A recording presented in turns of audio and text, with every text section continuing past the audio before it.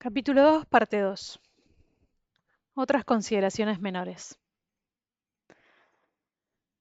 Si bien no son tan importantes como los cuatro elementos arriba descriptos, surgieron varios puntos más de intersección entre las experiencias de mis entrevistados. Aquí limitaré el comentario a solo dos. El primero es que estos individuos supieron en algún nivel más profundo y con un importante grado de certeza que se habían sanado. No necesitaron ningún tipo de examen de diagnóstico para saberlo, aunque muchos se sometieron a pruebas que demostraron que estaban curados. Segunda consideración es que varios médicos pensaron que la decisión de sus pacientes de no aceptar los métodos convencionales era descabellada. Del mismo modo, los médicos de los pacientes curados no les creyeron cuando les revelaron lo que para ellos era verdad. En algunos casos, la respuesta de los doctores es comprensible, en otros es lamentable. Sin embargo, la mayoría de los profesionales médicos, al verificar el cambio en los resultados objetivos, le dijeron, no sé lo que está haciendo, pero sea lo que fuere, continúe haciéndolo.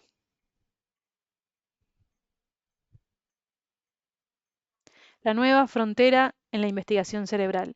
Mi estudio de las enseñanzas RAMTA, así como las investigaciones acerca de las sanaciones espontáneas, encendió mi propósito de aprender todo lo que pudiera sobre el cerebro. Nunca hubo un momento más emocionante en el presente para prestarle atención a lo que están aprendiendo los neurocientíficos acerca de este asombroso órgano. Algunos de los descubrimientos recientes relacionados con el modo en que el cerebro posibilita el pensamiento puede conducir a conocimientos que podemos aplicar para crear nuevos resultados positivos en nuestro cuerpo y en nuestra vida. A la mayoría de los que fuimos a la escuela hace 20 años o más, nos enseñaron que el cerebro está instalado rígidamente, lo que significa que nacemos con conexiones de células nerviosas cerebrales que nos predestinan a manifestar predisposiciones, rasgos y hábitos heredados de nuestros padres.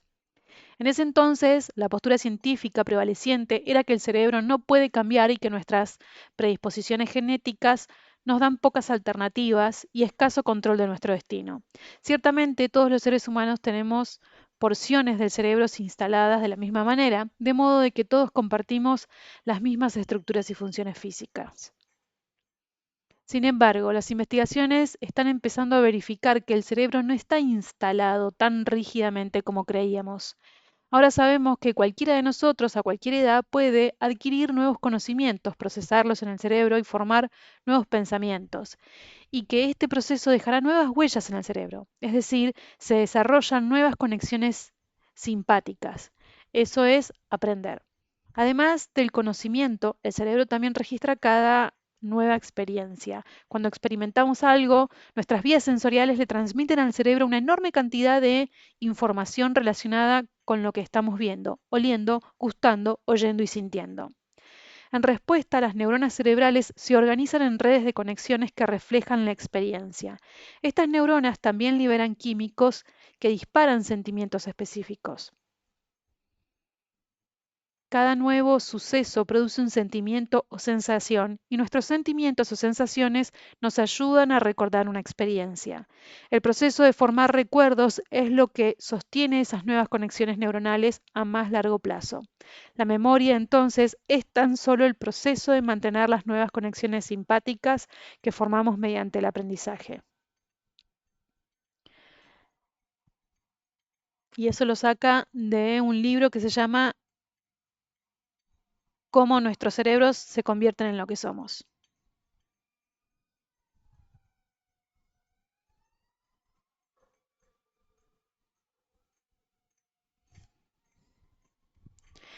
La ciencia ahora investiga de qué manera los pensamientos repetitivos fortalecen estas conexiones neurológicas y afectan el modo en que funciona el cerebro. Además de lo que ya hemos señalado acerca del ensayo mental, hay otros estudios bastante intrigantes que indican que el proceso de ensayo mental, pensar una y otra vez en hacer algo sin involucrarse físicamente con el cuerpo, no solo crea cambios en el cerebro, sino que puede modificar el cuerpo. Por ejemplo, cuando las personas sometidas a la prueba se visualizan levantando algo pesado con un dedo determinado durante cierto periodo de tiempo, el dedo al que imaginaban en la acción, de hecho, se fortalecía.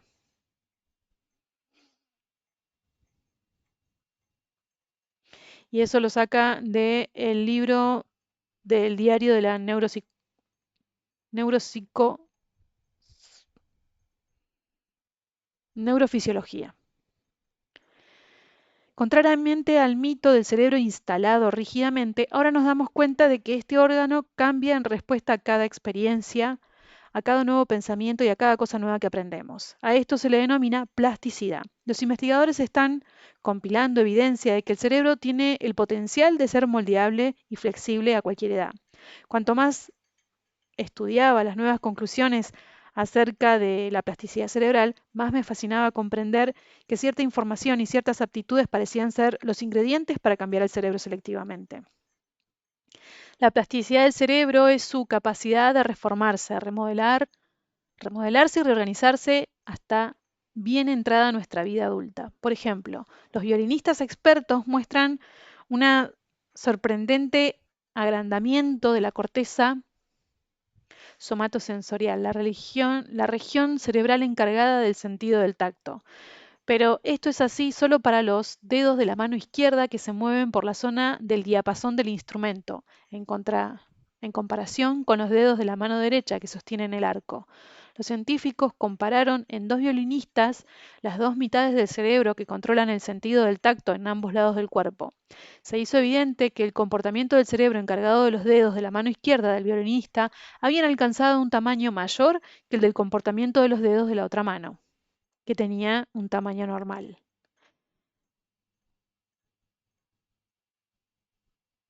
Y esto lo saca de un experimento publicado. Hasta la década de los 80 prevaleció la noción de que el cerebro es fijo y está estructurado en compartimientos prolijamente organizados. Ahora los neurocientíficos entienden que el cerebro se reorganiza a sí mismo de manera continua a lo largo de la vida cotidiana de toda persona. También hay interesante evidencia para disipar un mito que había sido sostenido durante mucho tiempo relacionado con las células nerviosas. Durante décadas, los científicos pensaban que las células nerviosas eran incapaces de dividirse y reproducirse. Hemos oído que la cantidad de neuronas con las que nacemos permanece fija a lo largo de toda nuestra vida y que, una vez las células nerviosas sufren algún daño, nunca pueden reemplazarse. Ahora estas creencias están siendo desafiadas. En efecto, estudios recientes sugieren que un cerebro adulto normal y sano puede generar nuevas células. A este proceso se lo denomina neurogénesis. La investigación en los últimos años indica que cuando las células nerviosas maduras se deterioran en una parte determinada del cerebro llamada hipocampo, son capaces de repararse y regenerarse naturalmente. Eso lo saca de una revista de medicina, Neurogénesis en el hipocampo adulto. La investigación de los últimos años indica que cuando las células nerviosas maduras se deterioran en una parte determinada del hipocampo son capaces de... No solo ciertas partes dañadas del cerebro pueden restaurarse, sino que nueva evidencia ahora sugiere que un cerebro adulto completamente maduro también puede reproducir nuevas células nerviosas adicionales. Aprender a hacer malabarismos, de hecho, puede hacer crecer ciertas partes específicas del cerebro, según un estudio publicado en la revista Nature de enero del 2013. Y efectivamente esto lo saca de esa revista. Por los escaneos cerebrales funcionales hemos comprobado que el acto de aprender puede provocar cambios en la actividad cerebral, pero este estudio particular demostró que pueden tener lugar cambios anatómicos como resultado de aprender algo nuevo. Un grupo de investigadores alemanes de la Universidad de Regensburg reclutó a 24 personas que no eran malabaristas y las dividió en dos grupos de igual número. A uno le asignaron practicar malabares todos los días durante 3 meses. El grupo de control no hizo malabarismos. Antes y después de que el primer grupo aprendiera a hacer malabarismos, los científicos les realizaron escaneos cerebrales a todos los voluntarios usando la tecnología de imágenes por resonancia magnética, IRM. Además, en lugar de limitar su investigación a los cambios en la actividad cerebral, los investigadores emplearon una sofisticada técnica de análisis conocida como morfometría basada en voxeles para detectar cambios estructurales en la materia gris del neocórtex. El espesor de la materia gris refleja el número total de las células nerviosas en el cerebro. Los individuos que adquirieron la habilidad de hacer malabares tuvieron un aumento mensurable en su materia gris en dos áreas diferentes del cerebro que intervienen en la actividad visual y motriz. Los científicos documentaron un volumen mayor y una densidad superior de materia gris en estas áreas. El estudio sugiere que el cerebro adulto puede tener cierta capacidad de producir nuevas células nerviosas. La doctora Vanessa Slumming, médica jefa especialista en imágenes de la Universidad de Liverpool, Inglaterra, señaló que lo que hacemos en nuestra vida cotidiana puede llegar a tener un impacto no solo en la manera en que funciona el cerebro, sino también en la estructura a nivel macroscópico. Es interesante destacar que en las personas que luego dejaron de hacer malabares, las partes cerebrales que se habían agrandado volvieron a su tamaño normal dentro de los 3 meses siguientes. Hasta la meditación ofrece resultados promisorios en la transformación del modo en que funciona el cerebro, no solo porque altera los patrones de ondas cerebrales, sino también porque genera nuevas células que son el producto de una concentración interna intencional. Estudios publicados en noviembre del 2005 en la revista NeuroReport demostraron un aumento de la materia gris en 20 participantes, todos los cuales tenían amplia experiencia en meditación budista. Esta es la mejor parte del estudio. La mayoría de los participantes eran personas comunes y corrientes con trabajo y familia que meditaban solo 40 minutos por día. No hay que ser santo para producir más células cerebrales. Los investigadores de este tema también sugieren que la meditación puede retrasar el adelgazamiento de la corteza frontal que se produce con la edad. Según la investigación realizada por Fred Gage, el del Instituto Salk de Estudios Biológicos de La Joya, California, ratones que vivían en ambientes enriquecidos donde podían estimular su mente y su cuerpo mostraron un aumento del 15% en el número total de células cerebrales comparados con ratones de entornos convencionales para roedores. Más aún, en 1998, Gage y un grupo de investigadores suecos demostraron por primera vez que las células cerebrales humanas tienen capacidades regenerativas. Más allá del daño, la esperanza. Investigaciones efectuadas en pacientes con apoplejía brindan una de las evidencias más sorprendentes del potencial del cerebro para el cambio. Cuando se produce un accidente cerebrovascular o apoplejía, la súbita disminución del suministro de sangre oxigenada daña el tejido neurológico. Muchas veces el daño producido por un ataque de este tipo en una parte específica relacionada con una pierna o un brazo deja al paciente sin control motriz de sus extremidades. El pensamiento tradicional ha sido que si un paciente sufre un ataque cerebral no muestra mejora dentro de las 2 primeras semanas. Su parálisis será permanente.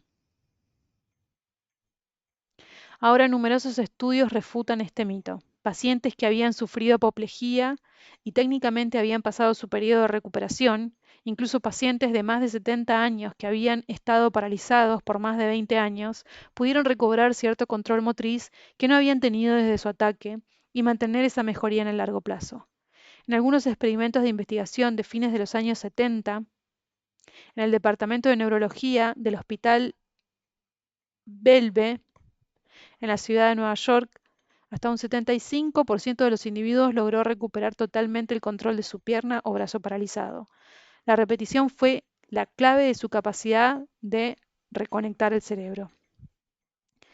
Sus instrucciones adecuadas Con instrucciones adecuadas, estas personas practicaron con dedicación enfocada su pensamiento en mover mentalmente las extremidades paralizadas. Recibieron feedback mental mediante sofisticadas máquinas de biofeedback. Cuando lograron reproducir al pensar en mover las extremidades afectadas los mismos patrones cerebrales que cuando movían sus extremidades sanas, empezaron a revertir la parálisis.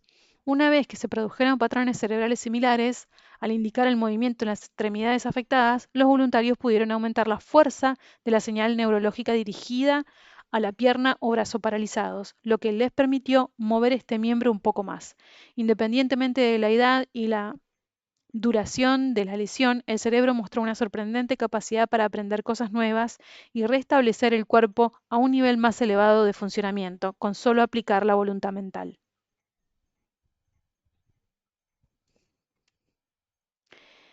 El cerebro, la materia de la mente y el misterio entrelazado. Los resultados positivos que lograron los pacientes con daño cerebral tal vez los lleven a preguntarse qué es lo que una mayor atención y un entrenamiento diario podrían hacer para desarrollar el cerebro en un individuo sano, dado los correctos conocimientos e instrucciones. Esta es una de esas situaciones donde una pregunta lleva a otra y luego a otra, pero empezamos por esta. Si la estructura física del cerebro sufre algún daño, ¿qué nos dice eso acerca de la situación de la mente? Tal vez haya oído hablar de los individuos a los que se considera sabios, que sufren algún daño cerebral y sin embargo poseen una mente capaz de asombrosas proezas. En última instancia, la pregunta que debemos formularnos es, ¿qué es la mente y cuál es la relación entre el cerebro y la mente? Como el órgano con la mayor cantidad de neuronas juntas, reunidas, el cerebro posibilita impulsos de pensamiento de manera consciente e inconsciente y actúa para controlar y coordinar tanto las funciones físicas como las mentales. Sin el cerebro no hay sistema en el cuerpo que pueda funcionar. Sir Julian Huxley, biólogo británico que trabajó durante la primera parte del siglo XX y autor de varios escritos relacionados con la evolución, debe de haber previsto la pregunta. ¿El cerebro es una explicación lo suficientemente buena para describir a la mente? Su respuesta es importantísima en la historia de la biología. El cerebro no solo es responsable de la mente, dijo, aunque es un órgano necesario para su funcionamiento. De hecho, un cerebro aislado es una pieza de insignificancia biológica, tan carente de sentido como un individuo aislado. Sabía que debía haber otro componente de la mente. Desde que estaba en primer año de la facultad, siempre me resultó fascinante estudiar la mente. Mi mayor dilema como estudiante universitario era que ciertos campos de la psicología intentaban usar la mente para conocer y observar la mente. Esto de alguna manera me resultaba problemático porque parecía una conjetura estudiar la mente sin estudiar al órgano que la produce. Es como observar correr a un auto sin nunca mirar debajo del capó para ver qué es lo que lo hace andar. El estudio de la conducta es esencial para nuestras observaciones, pero yo solía preguntarme, si en verdad pudiéramos observar un cerebro vivo y funcionando, ¿qué aprenderíamos de lo que en verdad está sucediendo a la mente? Después de todo, no es mucho lo que puede decirnos el cerebro de una persona muerta. Estudiar la anatomía inerte del cerebro para reunir información acerca de cómo funciona es como aprender el funcionamiento de una computadora sin encenderla. La única herramienta que poseemos para entender de verdad a la mente ha sido la observación del funcionamiento del cerebro humano viviente. Ahora, ahora que tenemos la tecnología para estudiar el cerebro vivo, por los escaneos cerebrales, sabemos que la mente es el cerebro en acción. Esta es la última definición de la mente según la neurociencia. Cuando el cerebro está vivo y la actividad puede procesar el pensamiento, demostrar inteligencia, aprender nueva información, dominar habilidades, guardar recuerdos, expresar sentimientos, refinar movimientos, inventar nuevas ideas y mantener el funcionamiento ordenado del cuerpo. El cerebro, animado también, nos permite tener una determinada conducta, soñar, percibir la realidad, discutir principios, inspirarse y, lo más importante, abrazar la vida. Para que la mente exista entonces se necesita un cerebro vivo. Por lo tanto, el cerebro no es la mente, es el aparato físico por medio del cual la mente se produce. Un cerebro sano y en funcionamiento contribuye a una mente sana. El cerebro es una biocomputadora con tres estructuras anatómicas individuales, con las que produce los distintos aspectos de la mente. Esta última es el resultado de un cerebro que coordina los impulsos de pensamiento a través de sus diversas regiones y subestructuras. Hay muchos estados diversos de la mente, porque con facilidad podemos hacer que el cerebro funcione de distintas maneras. El cerebro hace posible la mente como un intricado sistema de procesamiento de datos, de modo que tengamos la capacidad de reunir, procesar, almacenar, recordar y comunicar información en cuestión de segundos si fuera necesario, así como también la capacidad de predecir, hacer hipótesis, responder, comportarnos, planificar y razonar. El cerebro es también el centro de control mediante el cual la mente organiza y coordina todas las funciones metabólicas necesarias para la vida y la supervivencia. Cuando su biocomputadora se enciende, está viva y funciona procesando información, se produce la mente. Según la definición neurocientífica con la que estamos trabajando, la mente pues no es el cerebro, es el producto del cerebro. La mente es lo que el cerebro hace. Podemos tener conciencia de la máquina en funcionamiento, la mente, sin ser la máquina, el cerebro. Cuando el cerebro está animado por vida, la mente es procesada por medio del cerebro. En esencia, la mente es el cerebro animado. Sin cerebro, no hay mente.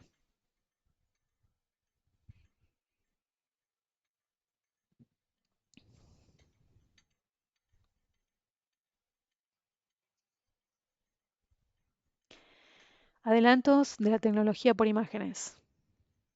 Hasta no hace mucho tiempo nuestro potencial para comprender el cerebro tenía ciertos límites, impuestos por la octogenaria tecnología del electroencefalograma, EEG.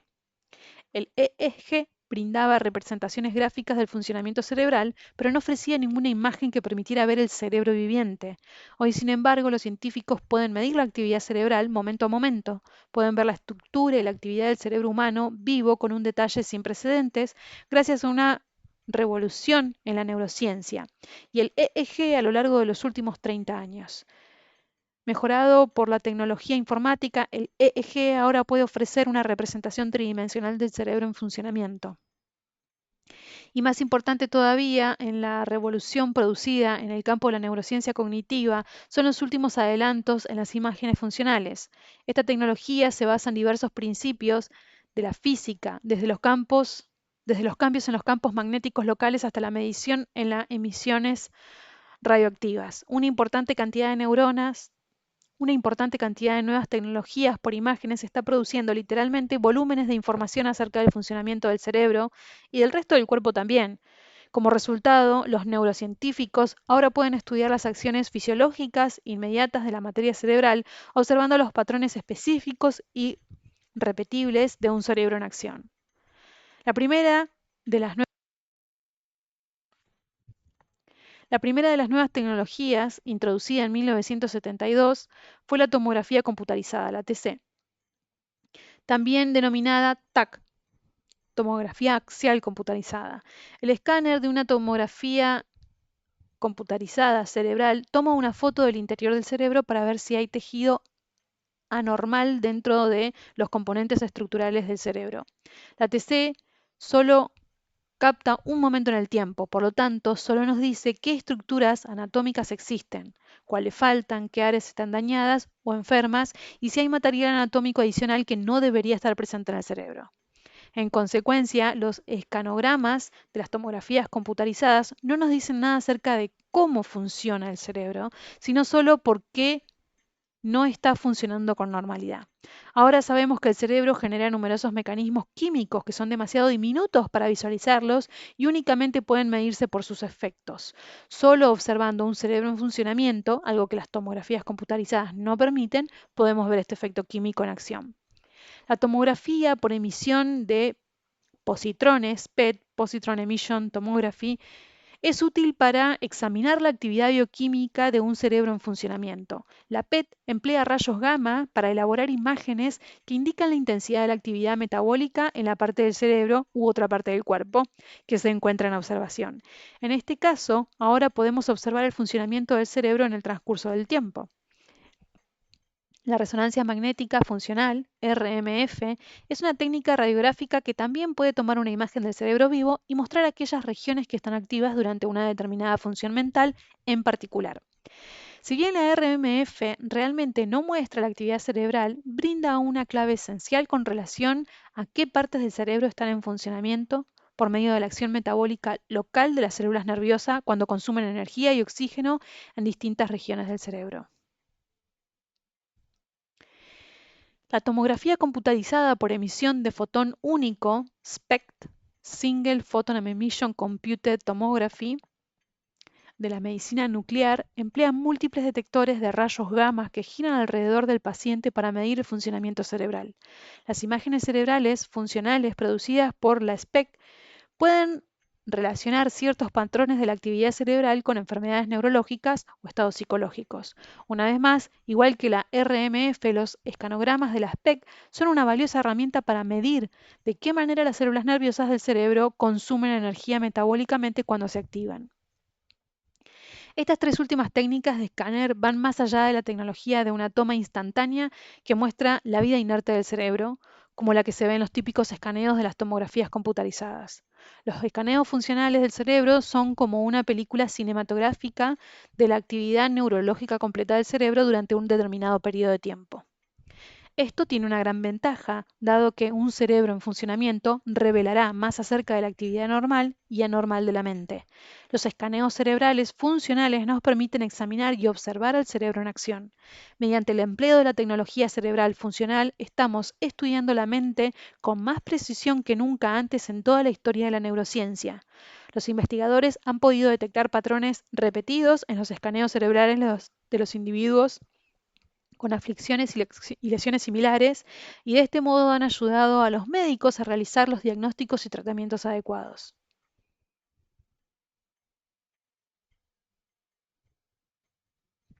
Meditación sobre la mente.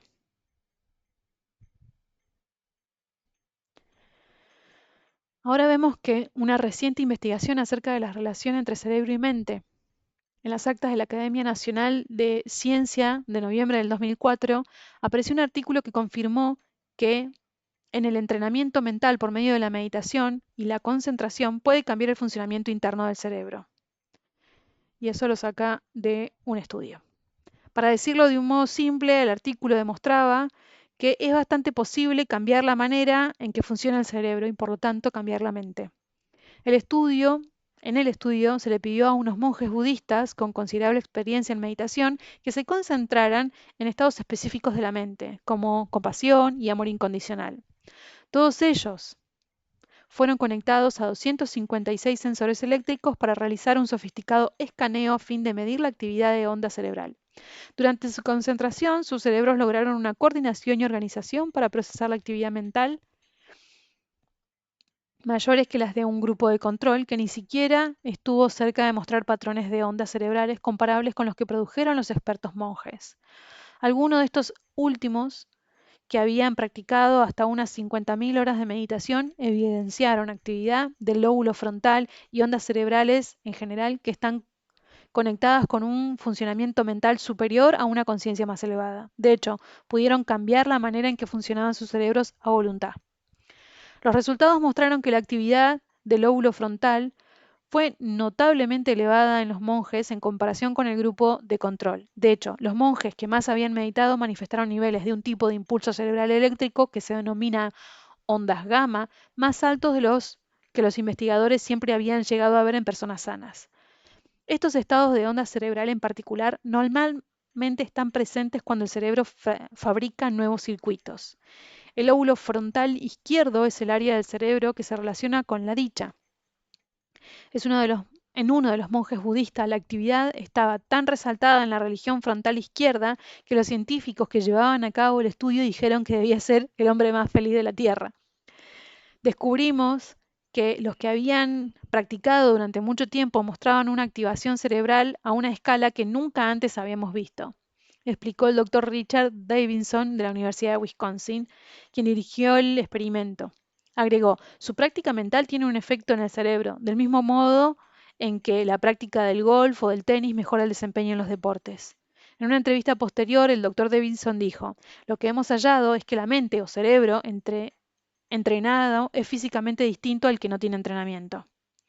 A partir de este experimento vemos que si podemos mejorar la manera en que funciona el cerebro, en esencia estamos cambiando la mente. Consideremos las implicancias de este estudio por unos instantes. Si el cerebro es el instrumento de los impulsos del pensamiento consciente e inconsciente y la mente es el producto final de este cerebro, entonces, ¿qué o quiénes está produciendo el cambio del cerebro y de la mente? La mente puede cambiar a la mente porque la mente es el resultado del cerebro. La mente no puede cambiar el cerebro porque la mente es el producto del cerebro. Y el cerebro no puede cambiar el funcionamiento de la mente porque el cerebro es solo el hardware mediante el cual opera la mente. Por último, el cerebro no puede cambiar el cerebro porque no tiene vida sin cierta fuerza que trabaja influyendo en la mente. Si se puede hacer que el cerebro y la mente trabajen mejor con la práctica y se puede desarrollar una habilidad consciente para cambiar el funcionamiento interno del cerebro, entonces, ¿qué o a quién está produciendo el cambio del cerebro y de la mente? La respuesta es esa escurridiza palabra de 10 letras, conciencia. Este concepto ha confundido a los científicos durante muchos años, sin embargo, en la última década han empezado a incluirlo como factor en muchas de las teorías dirigidas a la comprensión de la naturaleza de la realidad. Sin ponernos demasiado místicos o filosóficos, la conciencia es lo que da vida al cerebro, es la esencia invisible de la vida que anima al cerebro, es el aspecto invisible del yo, tanto el consciente como el inconsciente, que usa el cerebro para capturar pensamientos y luego fusionarlos para crear la mente. Y eso lo saca de una publicación de Ramta.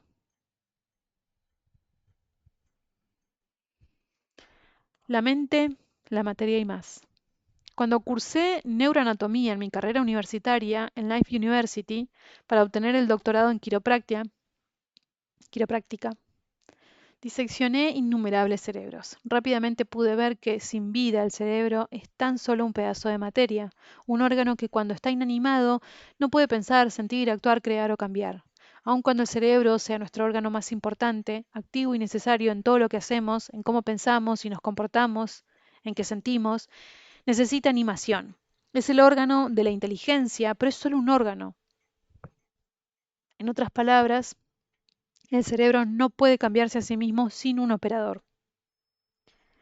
El cerebro es el órgano del sistema nervioso central con la mayor cantidad de células nerviosas o neuronas agrupadas. Cuando las neuronas se reúnen en un gran número, tenemos inteligencia.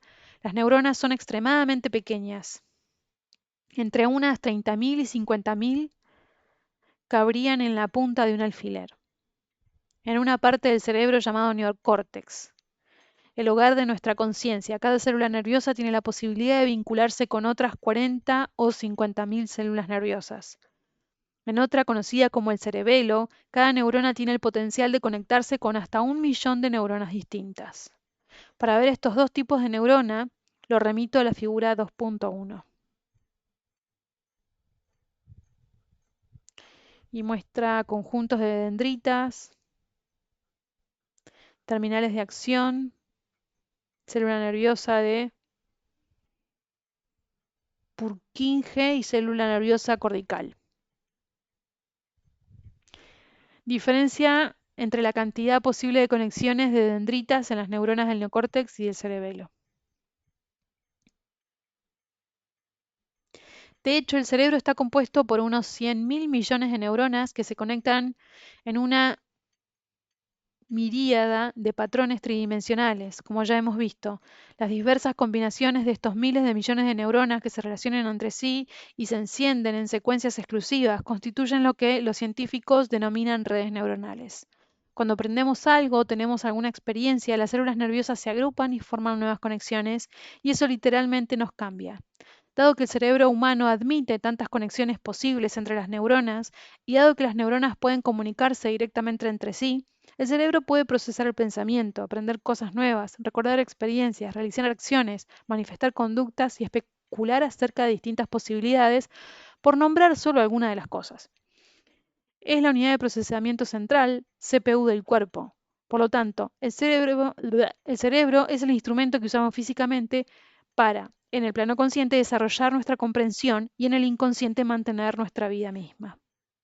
Piensa en la conciencia como en lo que habita y ocupa esta biocomputadora llamada cerebro. Es como la corriente eléctrica que hace funcionar una computadora y todos sus programas. El cerebro tiene sistemas de hardware incorporados y sistemas de software que la conciencia actualiza o usa de maneras rutinarias. La conciencia nos permite pensar y al mismo tiempo observar nuestros procesos de pensamiento. Normalmente pensamos en la conciencia como nuestra percepción del yo y del mundo que nos rodea. Sin embargo, hay dos tipos de inteligencia dentro de nosotros que constantemente nos da vida, en cada momento, sin necesidad de nuestra ayuda. Los doctores en quiropráctica la denominan inteligencia innata y reside también en todas las cosas. En efecto, esta filosofía establece que nuestra inteligencia innata, posibilitada a través del cerebro físico, es solo la expresión de un cuerpo de la inteligencia universal. Por lo tanto, a partir de lo que aprendí como quiropráctico y como alumno en la Escuela de Iluminación Ramta, parecería que hay dos elementos de nuestra conciencia. Un aspecto, al que llamaremos conciencia subjetiva, sustenta nuestro libre albedrío individual y nos permite expresarnos como un yo pensante, con nuestros propios rasgos y características, la parte individual y subjetiva de nosotros. Este elemento de la conciencia abarca nuestras cualidades esenciales y únicas, incluidas las capacidades de aprender, recordar, crear, soñar, elegir e incluso no elegir. Este es el usted o el yo. La conciencia subjetiva puede existir tanto en el cuerpo como independientemente de él. Cuando la gente tiene una experiencia extracorporal durante la que conserva la conciencia por completo y al mismo tiempo puede ver su cuerpo tendido en la cama, es la conciencia subjetiva la que percibe en la experiencia independientemente del cuerpo. Por ende, la conciencia subjetiva no es el cuerpo, pero utiliza el cuerpo. Es nuestra identidad autoconsciente. En general, a lo largo de la vida, se encuentra dentro del cuerpo físico. El otro elemento de la conciencia es la inteligencia dentro de nosotros que nos da vida todos los días. Llamémosla conciencia objetiva o subconsciente. Es un sistema de percepción separado de la mente consciente. Es subconsciente, pero increíblemente inteligente y atento. También está separado del cerebro pensante, pero funciona mediante las otras partes del cerebro para mantener nuestro cuerpo en orden. Con la conciencia objetiva dirigiendo la orquesta, el cerebro procesa millones de funciones automáticas por segundo.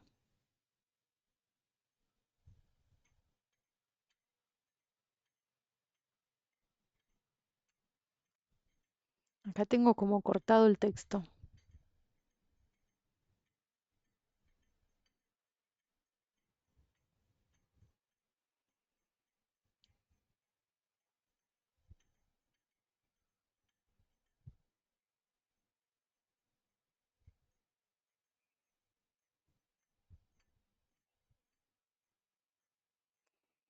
No sé qué cosa celular también general de las células, no tenemos una percepción consciente. Estos son los aspectos de nuestra salud y nuestra vida que damos por sentados todos los días.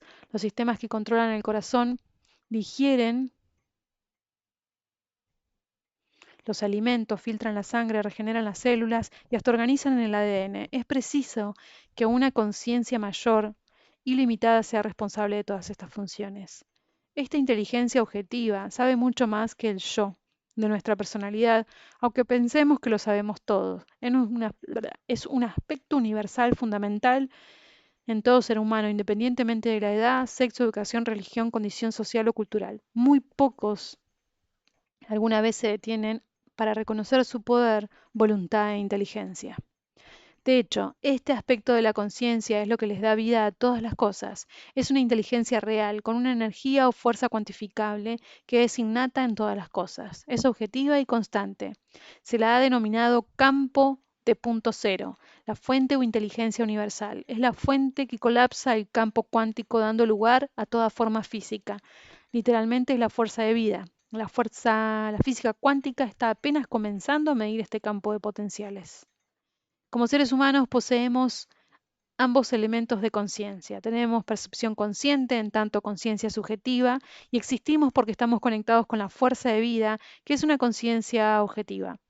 Poseemos libre albedrío para elegir la calidad de vida que deseamos y al mismo tiempo una inteligencia mayor que nos da y proporciona la animación de la vida cada segundo. De hecho, la ciencia ahora entiende que todo lo físico, incluidos usted y yo, es apenas la punta de un inmenso iceberg. La pregunta es, ¿qué es el campo que mantiene todo junto y cómo hacemos contacto con él? El cerebro tiene el equipamiento, por así decirlo, para posibilitar estos dos niveles de conciencia. El cerebro sin conciencia es inerte y sin vida. Cuando la conciencia es posibilitada a través del cerebro humano, como enseña la Escuela de Iluminación Ramta, el resultado final se denomina mente. La mente es un cerebro en funcionamiento, un cerebro en acción. La mente cobra vida cuando un cerebro en funcionamiento se anima con vida. No hay mente sin la expresión física de la vida mediante un cerebro en funcionamiento. Entonces, la mente es el producto de la conciencia al manipular los tejidos neuronales sutiles y diversos del cerebro. Dado que estos dos niveles específicos de conciencia animan al cerebro para crear mente, debemos poseer dos configuraciones activas en el cerebro. Tenemos una mente consciente y una inconsciente, entretejidas en dos sistemas cerebrales distintos. En consecuencia, el cerebro tiene dos sistemas generalizados distintos, con el hardware adecuado para posibilitar dos tipos de conciencia. Nuestra percepción consciente se basa en el neocórtex, la coronilla de nuestro cerebro. El neocórtex es el asiento del libre albedrío, el centro del pensamiento consciente del cerebro, donde se registra todo lo que aprende y experimenta un individuo y donde se procesa la información. La disposición con la que las células cerebrales se conectan entre sí. El neocórtex es lo que lo distingue a usted de cualquier otro individuo y lo que lo hace único e incomparable. Se observa la figura 2.2, que es un cerebro, un corte transversal de un hemisferio del cerebro con sus regiones principales, y muestra el neocórtex, el mesencéfalo, el cerebelo y el tronco cerebral. Verá el neocórtex. Usted posee una capacidad de ser consciente de sí mismo, de sus acciones, de sus pensamientos, de su conducta, de sus sentimientos, de su entorno y de su mente, y de expresar pensamientos e ideas. Las cualidades invisibles de autorreflexión, autocontemplación y autoexploración definen nuestra experiencia subjetiva del yo. Cuando decimos que una persona pierde o recobra la conciencia, aludimos a que esta persona abandona o regresa a un nivel del ser, autoconsciente, despierto y en posesión de una memoria conceptual del yo. Todo esto es manejado por el neocórtex del nuevo cerebro. Hablemos un poco más de los aspectos conscientes y subconscientes de la mente. La mente consciente nos proporciona la capacidad de procesar pensamientos e información conscientes. La mente puede tener conocimiento de sí misma, elaborar conceptos sobre sí misma, darse cuenta de sí misma y percibirse a sí misma. Es aquello que es aquello a lo que nos referimos como yo, el usted, usando el libre albedrío. La parte consciente de nosotros puede poner su atención en una cosa cualquiera. Este es el privilegio del ser humano. Es la ciencia y filosofía quiropráctica.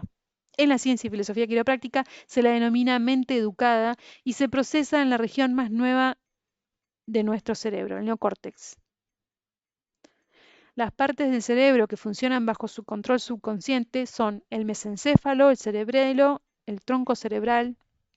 En general, estas regiones no tienen centros conscientes, sin embargo, funcionan bajo la inteligencia superior de la que ya he hablado, que no solo mantiene el cuerpo en orden, sino que también maneja una infinita lista de quehaceres.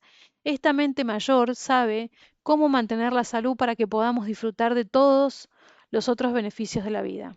La figura 2.2 muestra los reinos subconscientes del ser humano. En resumen, el cerebro es el órgano con la mayor cantidad de neuronas organizadas juntas, donde se ubica el mayor número de neuronas. Allí existen los mayores niveles de inteligencia. La conciencia usa el cerebro para procesar el aprendizaje y las experiencias en impulsos electroquímicos llamados pensamientos. La mente, entonces, es el producto del cerebro en acción. La mente funciona cuando el cerebro está vivo y posibilita la conciencia. La conciencia tiene dos cualidades específicas. La conciencia objetiva es la fuerza de la vida, la fuente, el campo de punto cero. Usted y yo estamos conectados con ese campo que nos brinda la vida a través del mesencéfalo, el cerebelo y el tronco cerebral. Esta es la mente subconsciente. La conciencia subjetiva, situada en el neocórtex, es la exploradora, la identidad que aprende y desarrolla su comprensión para una mayor expresión de vida. Esta es la mente consciente. En las figuras 2.3a y 2.3b, un simple gráfico describe los dos sistemas operativos del cerebro. Una vez que entendemos cómo funciona el cerebro para crear la mente, podemos ir más allá de las cómodas fronteras de lo que ya sabemos. Cuando podamos unir nuestra mente consciente con la mente infinita que posee un potencial ilimitado, tendremos acceso a un modo de nuevas posibilidades. La conciencia es el único elemento que torna razonable la manera en que podemos cambiar el cerebro y la mente. Es ese aspecto intangible de nuestro yo que influye en el cerebro para producir la mente. Es el momento en el que verdaderamente estamos conscientes, atentos, perceptivos y presentes es cuando cambiamos la manera en que funciona el cerebro para crear un nuevo nivel de mente. Cuando pasamos Cuando podamos usar la mente consciente junto con la subconsciente, estaremos en condiciones de modificar nuestro hardware e instalar una nueva versión de nuestros sistemas operativos. En este momento en el que se funciona la conciencia, el cerebro puede reinstalarse. Conciencia subjetiva, flechita para abajo neocórtex, flechita para abajo mente consciente. Esa es la figura 2.3a. Después dice conciencia subjetiva, flechita para abajo, mesencéfalo, cerebelo y tronco cerebral, flechita para abajo, mente subconsciente. Figura 2.3b. Los dos sistemas operativos del cerebro. El propósito de Desarrolle su cerebro, que es este libro, es plantear preguntas y brindarle la información que puede ayudarlo a comprender cómo el cerebro, la mente y la conciencia humanos interactúan para crear su salud y su experiencia de vida. Paso a paso, este libro va elaborando un modelo de trabajo para entender ese maravilloso órgano llamado cerebro. A lo largo del camino también exploraremos parte de la evidencia que la neurociencia ha descubierto con relación a la manera en que nuestro cerebro procesa muchos niveles de la mente y a cómo podemos reinstalarlo. Usted puede cambiar su mente. Cuando comprenda eso, usted podrá mirar hacia adelante para ver que ese cambio reflejado en su salud, en su vida y en su futuro. En el capítulo siguiente empezaremos por aprender acerca de las células nerviosas, cómo funcionan y se conectan entre sí, las distintas ramas del sistema nervioso y cómo actúan las diferentes secciones del sistema nervioso de diversas maneras para que nos mantengamos vivos y conservemos la salud. Cuando hayamos comprendido los principios fundamentales, podremos empezar a expandir nuestra comprensión de cómo estamos instalados para ser quienes somos en la actualidad. Luego estaremos en condiciones de empezar a ver de qué manera podemos cambiar nuestra mente.